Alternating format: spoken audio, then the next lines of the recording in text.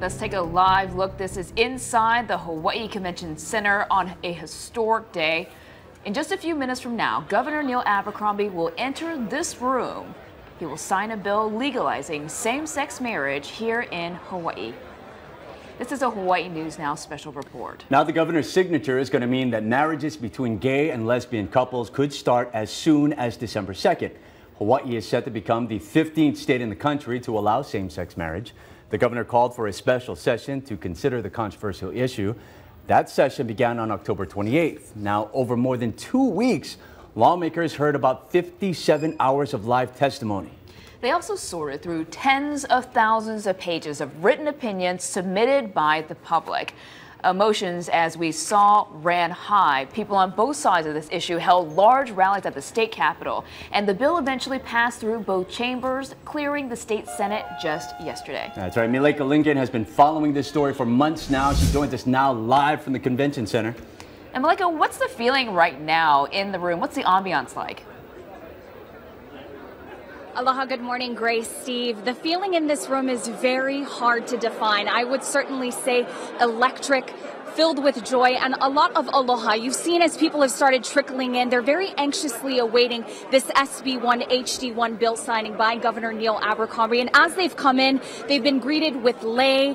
They've been showered with hugs and kisses from fellow supporters. For many here today, this is the culmination of over their 2 decades of fighting for what they have called marriage equality. And so this moment is very special for them. In amongst the crowds, you can actually see the faces of people who will be directly impacted once the governor signs this bill into effect, many of whom have entered into civil unions, several of whom have actually had to leave Hawaii to go marry in other states, but haven't been able to get the 1,100 plus federal benefits that will now become available to them when this bill goes into effect. And that is expected, as we've been mentioning, on December 2nd. Now, the governor has actually just arrived. He was very quickly actually surrounded by several lawmakers and supporters. I'm not sure if you can see the hui that has formed around him, along with all of the cameras, and the media is here in force, as you can imagine, because this is a very big day for all of Hawaii. Of course, absent from today are those who are disappointed, those who are hurt, those who worry about the healing that will take place as a result of this bill going into effect. Much of the opposition has come from the religious community, but that's not all. There are people who have questioned the impact that this bill may have on future curriculum and the education for our Board of Education, what that will mean for students, what that will mean for parents, what that will also mean just for social status here in the state. Those are questions that remain unanswered, though we can tell you that there is a legal challenge in place, and that's actually set to be decided first thing tomorrow morning. This after Representative Bob McDermott actually sued, saying that it was unconstitutional for the state to take this issue up. That's for tomorrow, though. Today, now, we're going to tune in. Governor Abercrombie expected to step up to the podium here in just a minute. We're hearing from Attorney General David Louie, live again from the Convention Center, just awaiting Governor Neil Abercrombie's signature of SB1 HD1.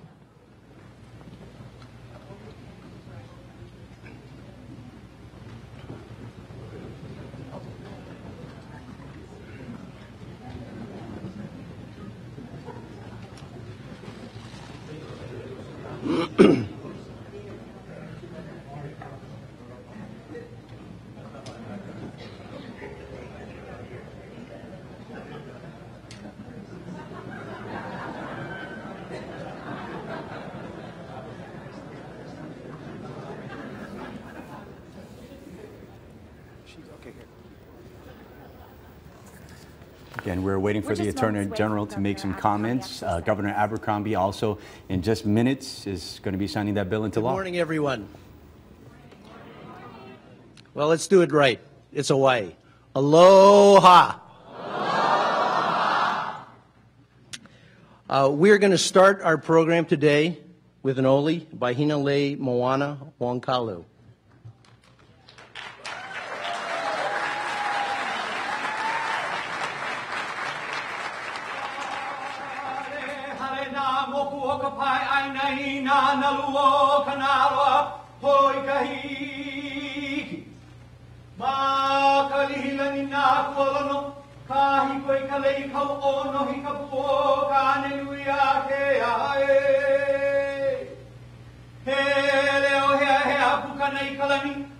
ke awa ho he awa I ka pauli uli. O kuku I ka leo I ka ekili. O la pa waka waka kawila kaya na I ka uai. Ua I ka ua ho o la honua aha ke a ka aina ala ahia. Aina ke e hina o ahine ka pu.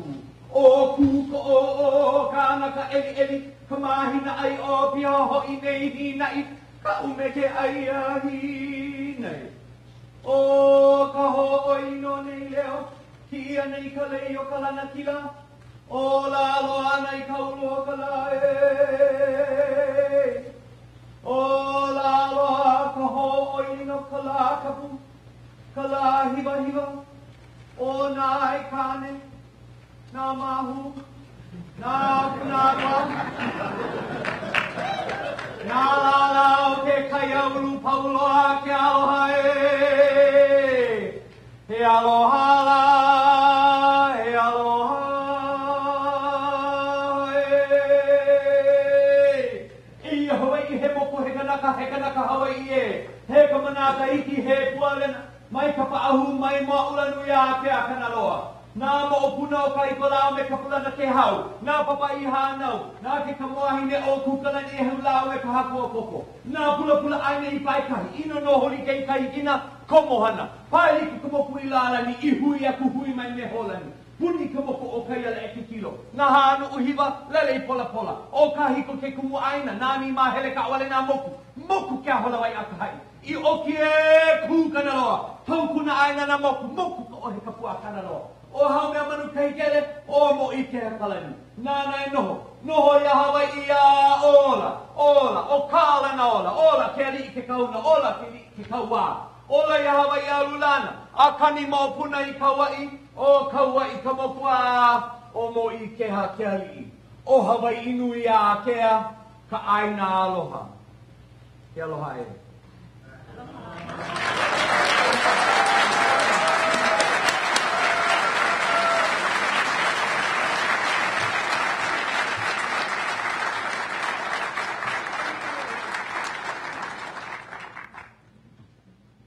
As many of you know, I am David Louie. I'm the Attorney General of the state of Hawaii, and it is my distinct honor and privilege to serve as the Master of Ceremonies for today's celebration. Today is a great day in Hawaii nei.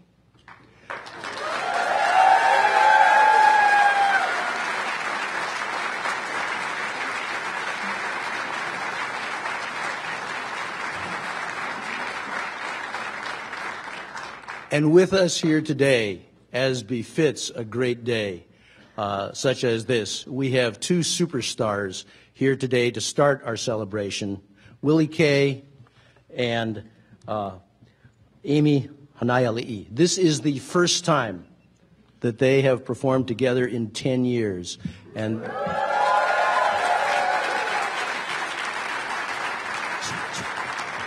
please take it away.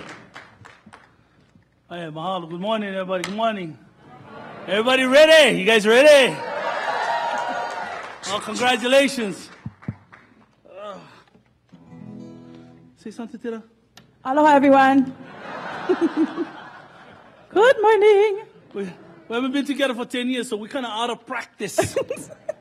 So, by request, we got this song that was asked, and Tira found out that I was, Amy, sorry. Amy found out that I was coming down, and so she asked if I needed any company. I said, I would love to have your company over there for this very special, historic occasion.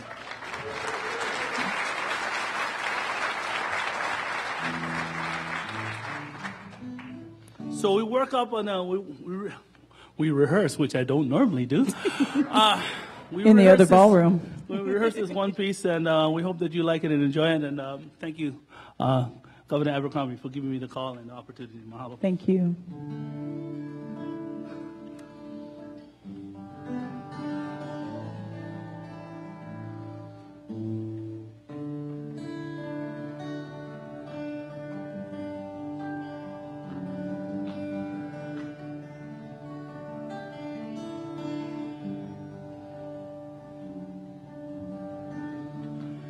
Imagine there's no heaven. It's easy if you try.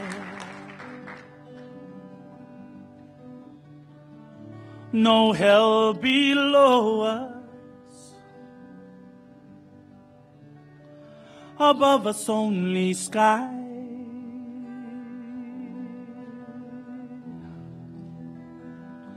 Imagine all the people living for today.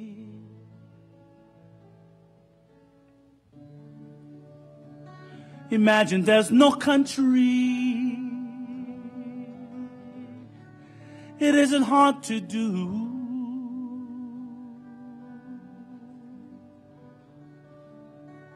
Nothing to kill or die for,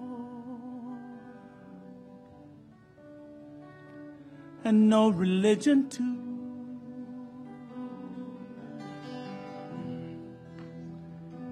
Imagine all the people living life in peace. You may see I'm a dreamer, but I'm not the only one. So I hope someday you will join us,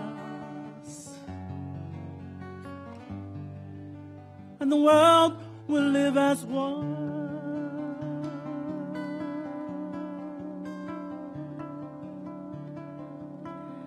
Someday I'll wish upon the star and wake up where the clouds are far behind me, where troubles melt like lemon drops away above the chimney tops. That's where you'll find me.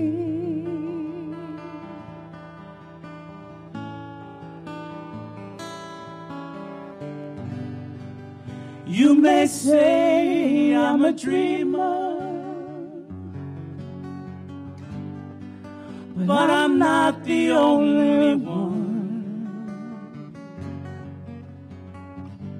I hope someday you'll join us, and the world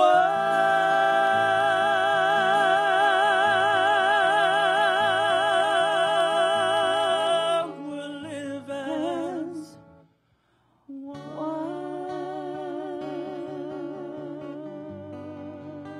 Someday I'll wish upon the stars.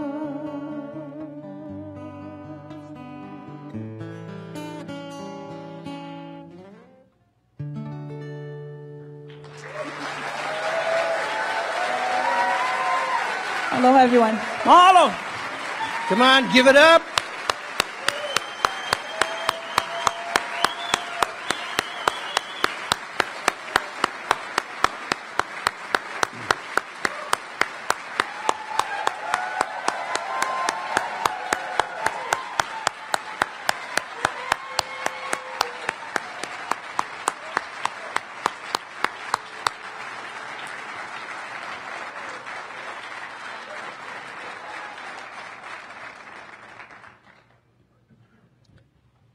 Thank you, Willie and Amy. That was beautiful. You're welcome.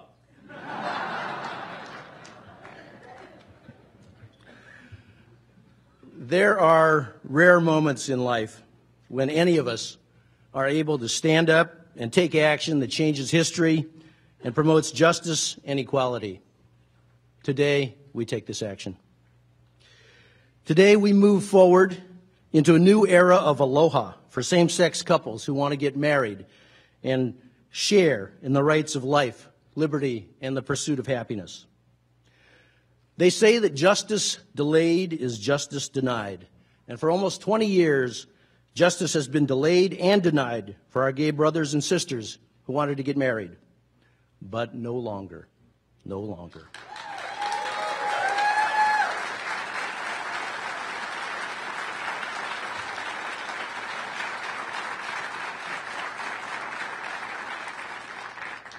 You know, justice is not simply a matter for the courts and the law books, but it's the commitment of each and every one of us to liberty and mutual respect. So I am personally touched, and I feel privileged and honored to have been a part of this effort to achieve this milestone for the people of Hawaii. And I want to thank everyone who helped in this effort, everyone in this room.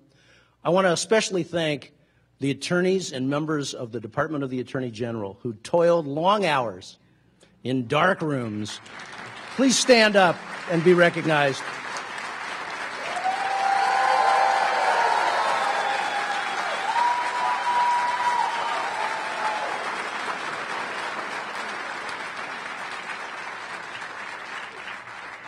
And I want to thank the legislative leaders, Senator Clayton He, Chair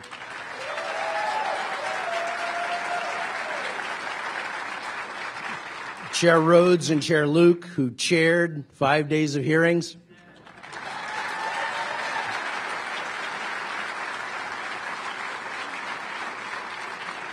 And I want to thank all of the legislators and former legislators who have come here today. Please stand up.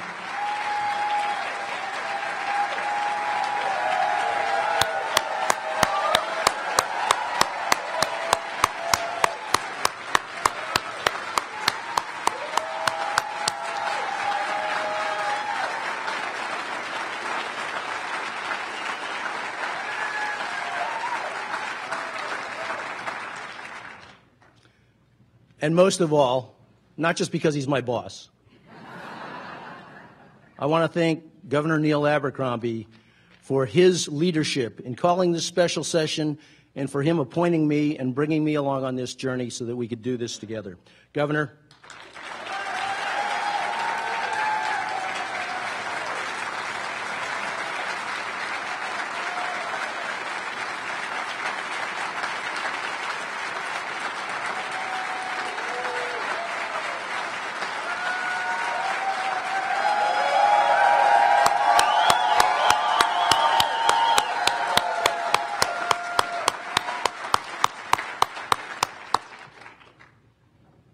together, we have made a difference.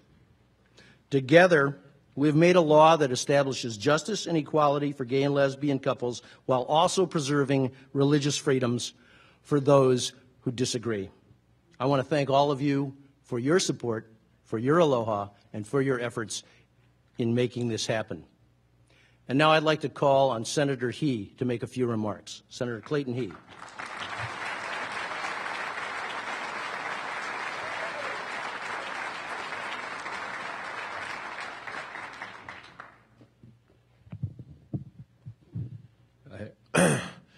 Aloha pumai kako, aloha kakahiaka. Good morning, everyone. You know, I asked the majority leader, Senator Galataria, if he had a handkerchief. He said, use your tie. So if you see me using my tie, you'll know why. I am very pleased. I'm honored to be asked to say a few words on behalf of the Senate.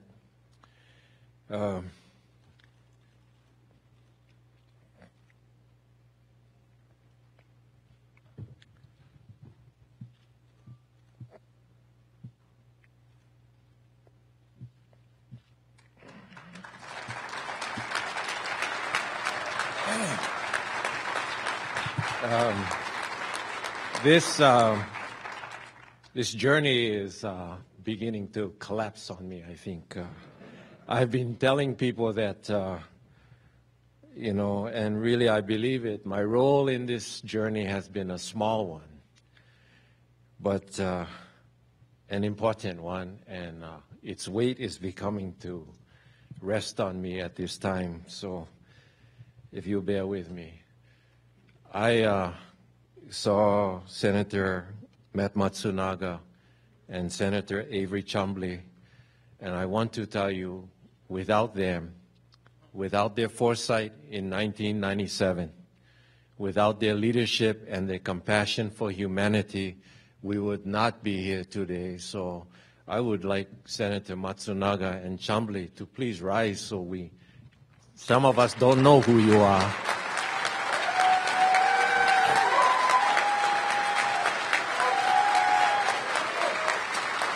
And the reason is because when that Khan Amendment was passed, they knew that the future would be necessary for the future to be decided by the legislature. And they put that in. And that's why we embarked on the journey this year.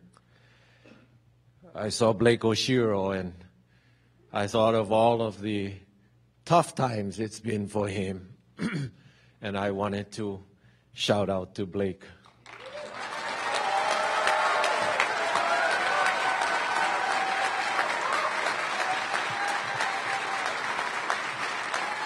I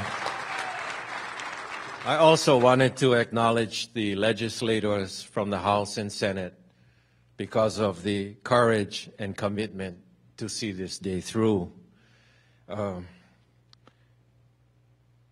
They brought humanity to the issue, and in particular, in my mind, is Senator Tokuda, who spoke as a mother. I'm not sure, is she here this morning?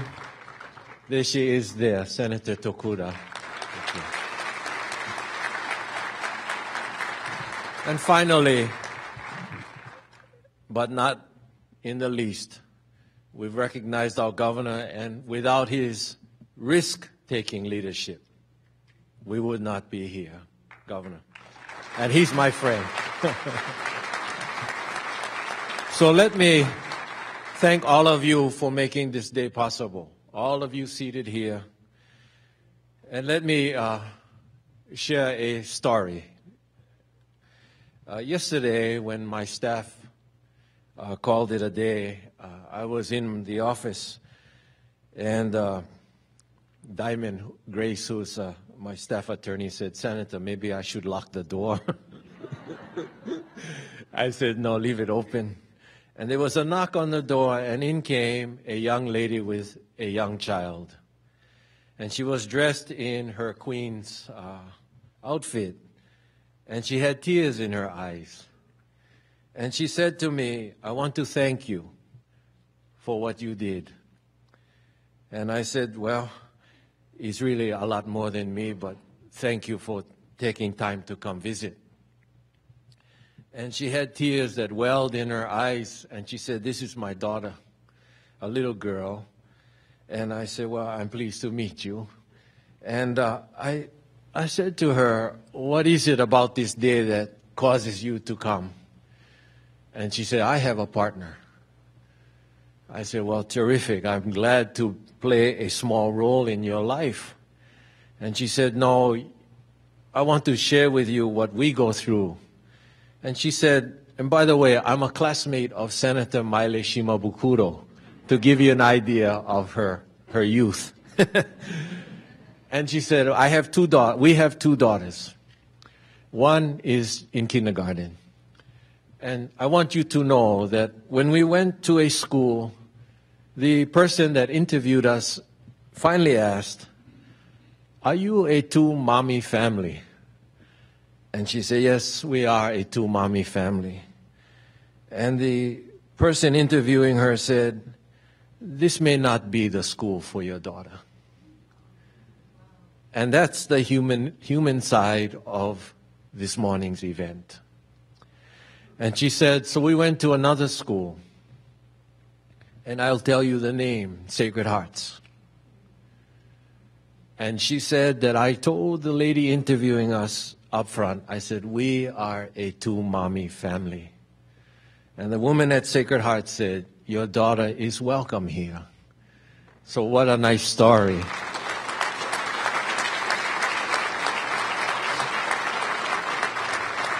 Someday, as the song Imagine depicted and says to us, this world will accept all of us for who we are.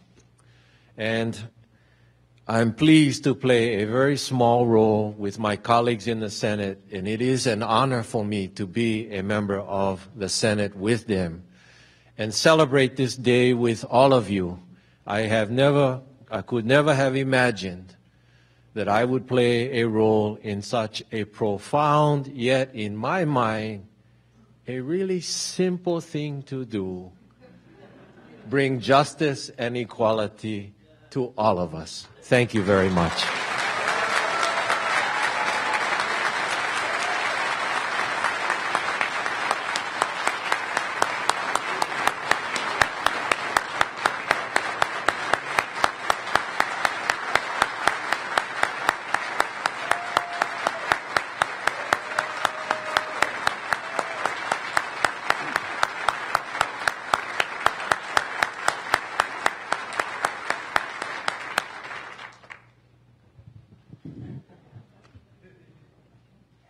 Thank you, Senator He. And now for some remarks on behalf of the House, Representative Chris Lee.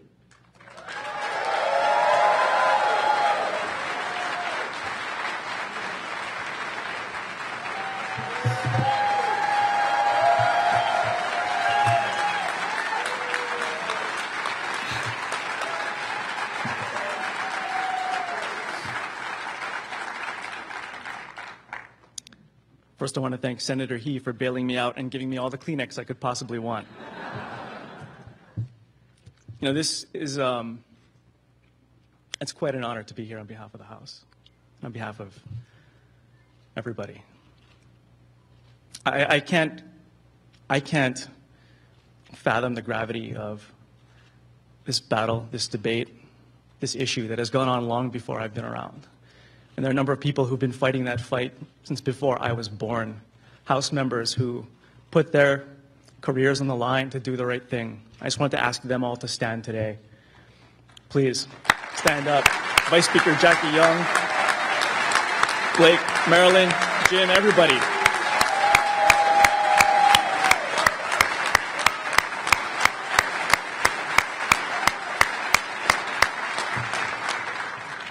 These are the folks who paved the way so that we can have this debate today and we can have this moment here in Hawaii. Without them, we would not be here. You know, it's definitely been a long and difficult journey, but it has been an important one. Because here in Hawaii, we are all minorities and we all deserve the same aloha.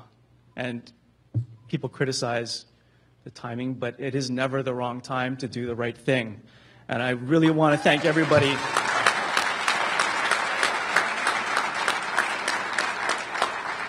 I really want to thank everybody for standing up, because it is not easy. It is hard. But you know, out of this debate, there are no winners or losers, but there is benefit to us all. Because through this difficult time, we have grown to understand one another better and put ourselves in the shoes of others. And I think that is what brings our community together, because at the end, we are one ohana, we are one family. And if we're going to overcome our greater challenges down the road, we're going to need to join hands and work together. I think this is a positive step in that direction that's going to allow us to do that down the road. You know, there is a vast middle ground in which we can all live, work, and play here in Hawaii.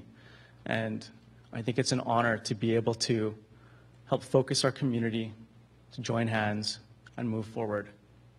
I really want to thank, on behalf of the House, Speaker Joe Suki, Majority Leader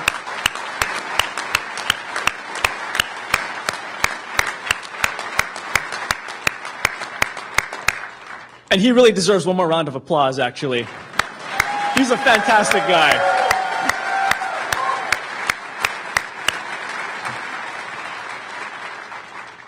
But along with him, Majority Leader Scott Saiki,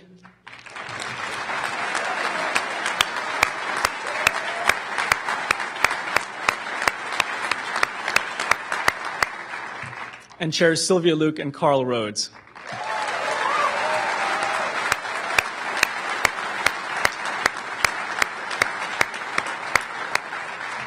And of course, all the other legislators who stood up to make this happen.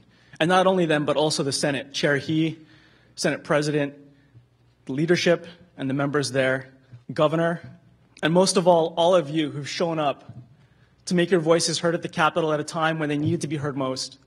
Because without you there, we could not do our jobs, we could not hear from the community, and we would not have the support to do the right thing. So thank you so very much.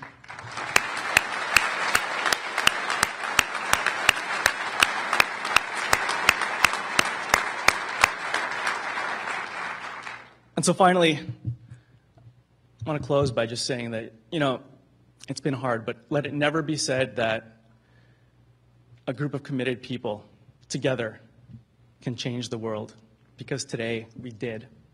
But thank you.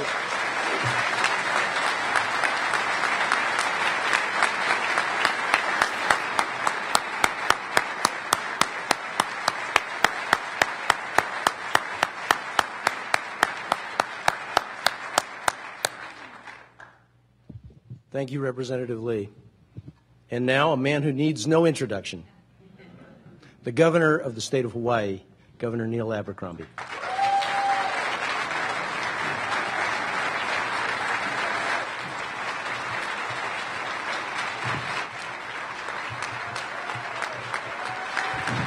Thank you very much, David. Aloha.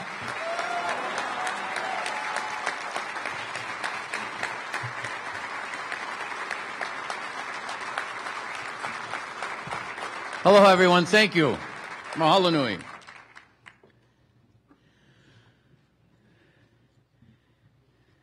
Before I begin my remarks, I commented to some today and to my wife that it never,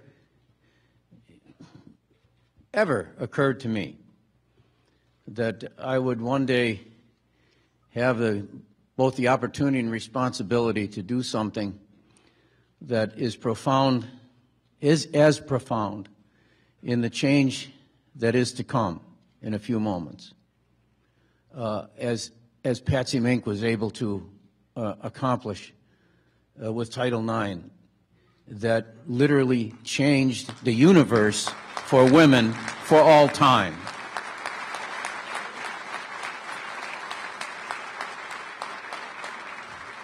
Another universe is about to change for all time, and I could not have sustained my commitment and had the support necessary, emotional and otherwise, to do that without my wife, Dr. Nancy Ellen Caraway.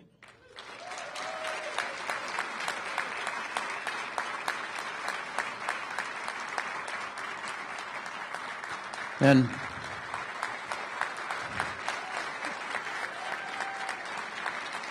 together, we have been instructed and informed in a way that helped to sustain our perspective and our perception of what we needed to do by the work of Tony Kushner. We have a particular relationship. We spend a lot of time arguing about Picasso's role in the history of art and so on, and great playwrights. And Tony Kushner has been a signal influence in our life. Aloha. I think we need to get a little sassy. It's very somber. I wanted to use the words of my favorite angel in America, my intellectual and artistic soulmate, the great American playwright, the greatest, I think, Tony Kushner. And this is what I want to say to all of you through the words of this erudite, soulful artist, Tony Kushner. The world only spins forward. We will be citizens. The time has come. Bye now. You are fabulous creatures, each and every one, and I bless you. More life, the great work begins. Mwah.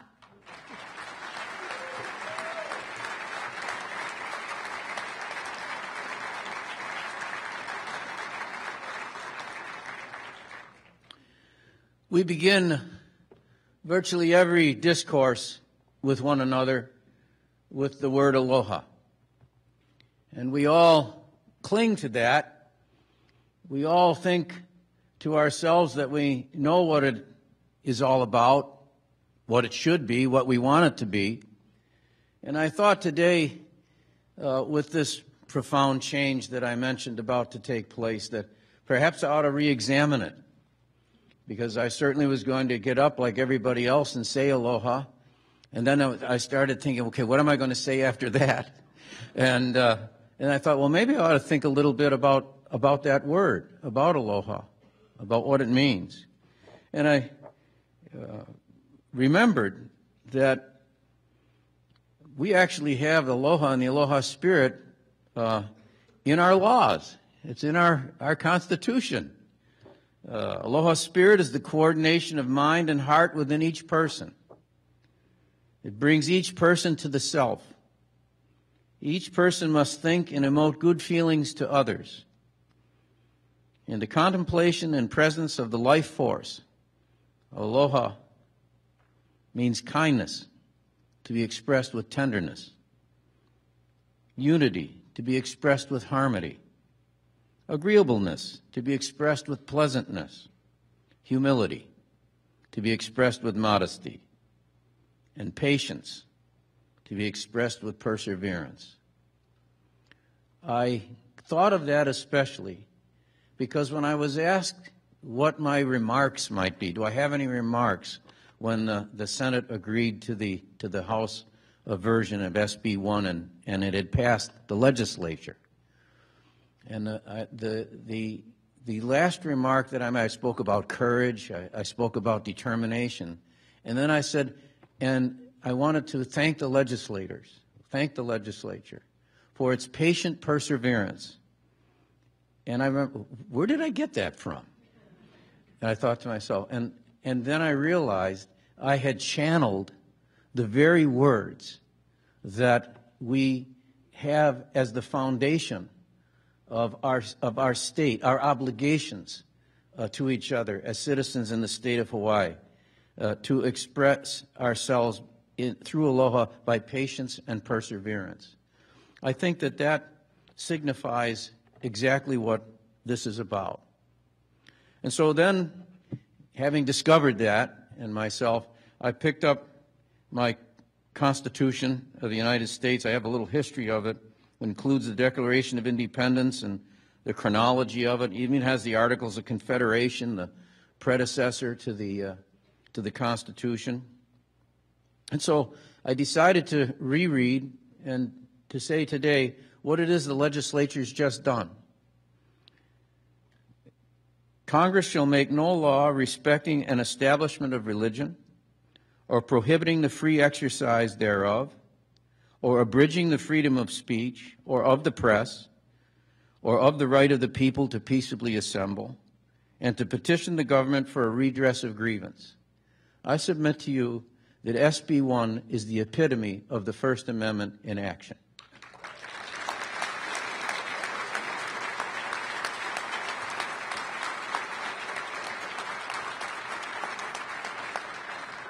It's easy to criticize the legislature. It's easy to criticize individual legislators. It's easy to critique or criticize the actions and words that are spoken.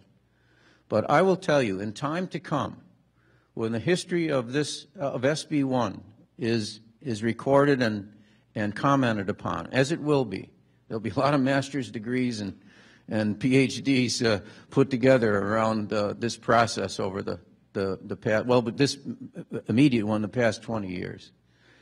But what the legislature had in mind all the way through, including those who ended up in opposition to the bill as it finally emerged, was to see to it that we were able to coordinate civic responsibility and to show respect for and pay attention to the religious beliefs of others that might have put them in opposition. We're human beings. We cannot guarantee that the hard work that the AG and his staff did in working with Clayton and Carl to make certain that this respect manifested itself in the language of the bill. We can't be certain that every word and every nuance has been met. That's what amendments are all about. I just read the first amendment to the Constitution. We couldn't even pass the Constitution originally without putting 10 amendments in. So it doesn't strike me as strange that we may not have a perfect vehicle here today, but we understand that this is in fact the result of a legislative process which had as its fundamental premise fidelity to support for upholding and defending the Constitution of the United States and of the state of Hawaii. And that was done by legislators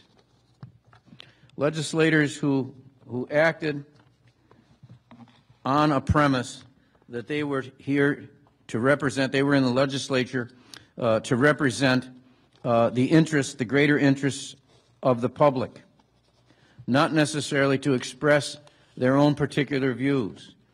And I had recalled and was grateful to have my good friend Professor Henningsen of the University of Hawaii remind me of what I knew was the quote, and I couldn't remember where it exactly came from Edmund Burke's quote in his acceptance speech as when he was elected by the voters of the city of Bristol to the Parliament of the in Great Britain in 1774.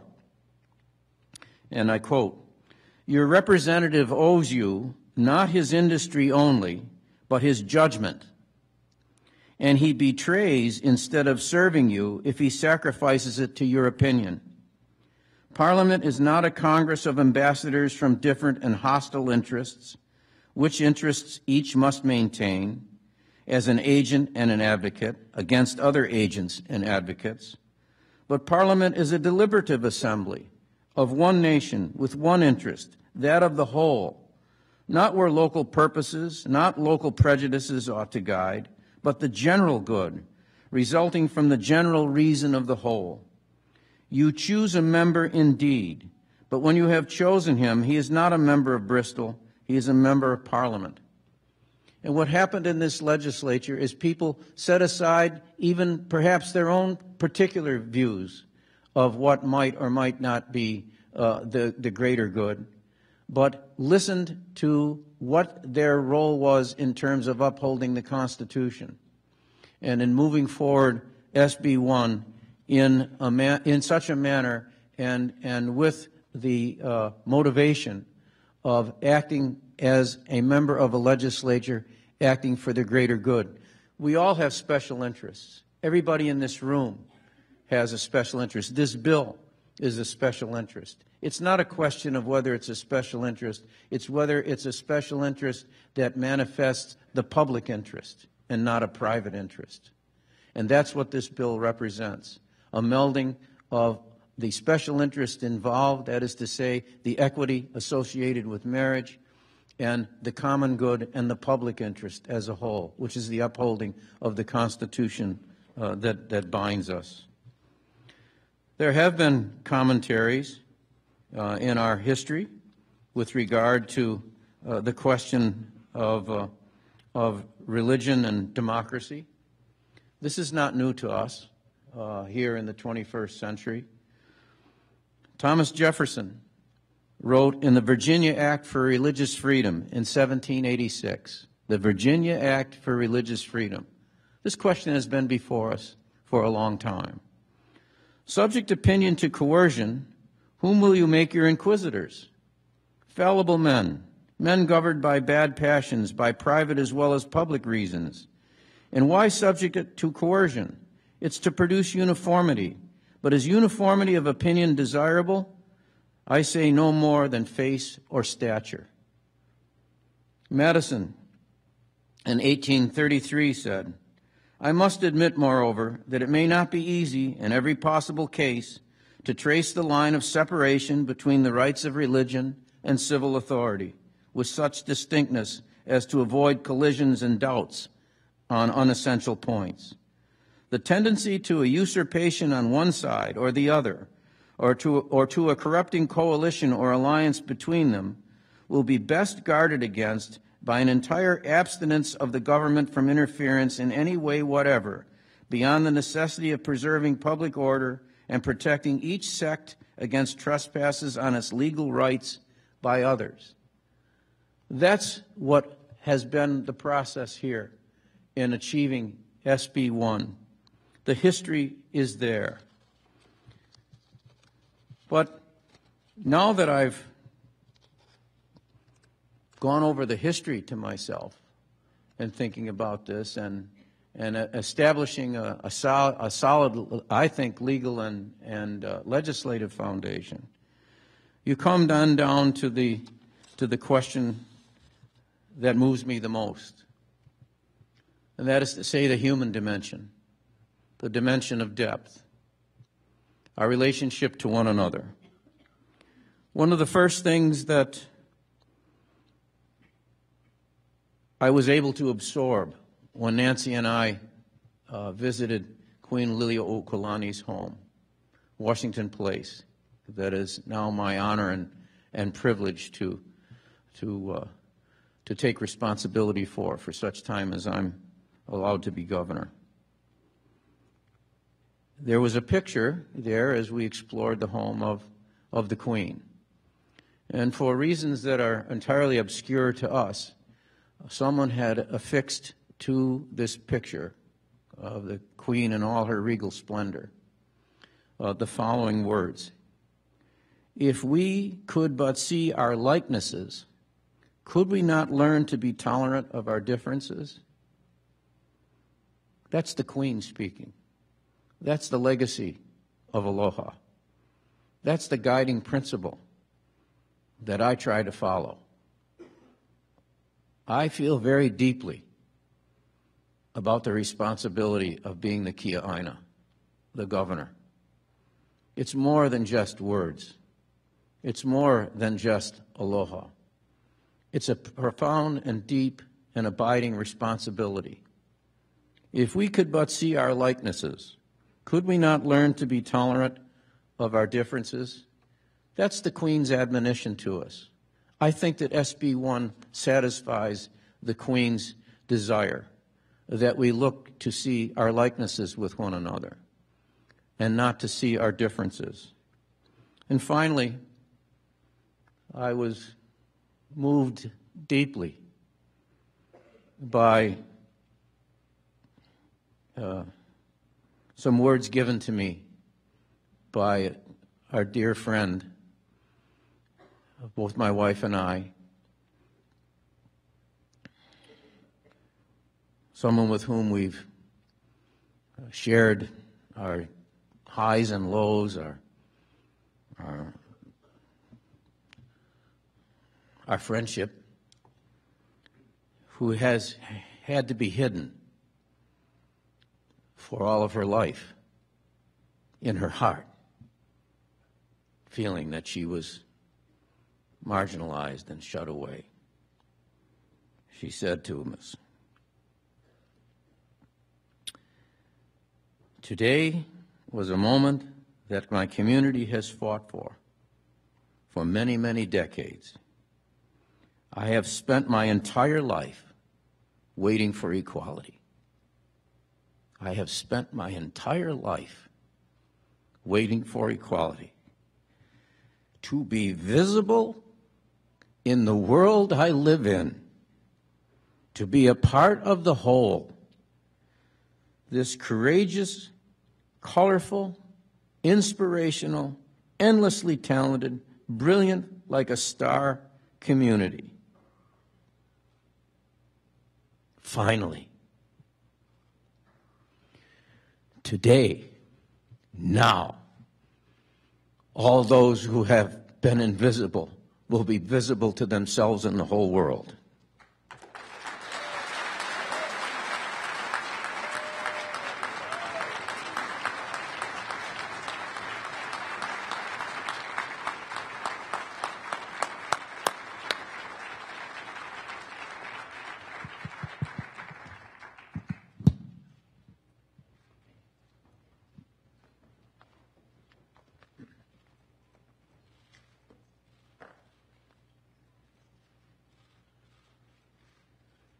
I know there have been other occasions when, because of the significance of the situation, multiple pens have been used with multiple strokes in order to sign. But today, I hope with all of your indulgence and with your aloha, you'll allow me to take this koa pen and sign fully and completely, and that you will all approve of the fact that I intend to give this pen that signs this bill this day to Judge Levinson.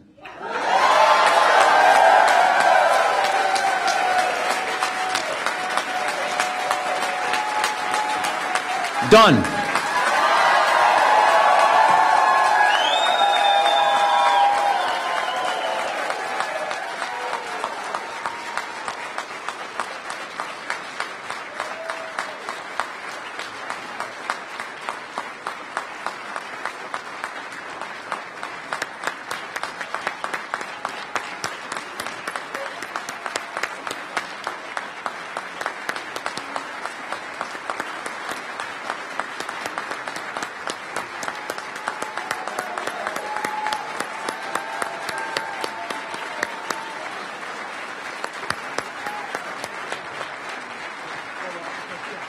Okay.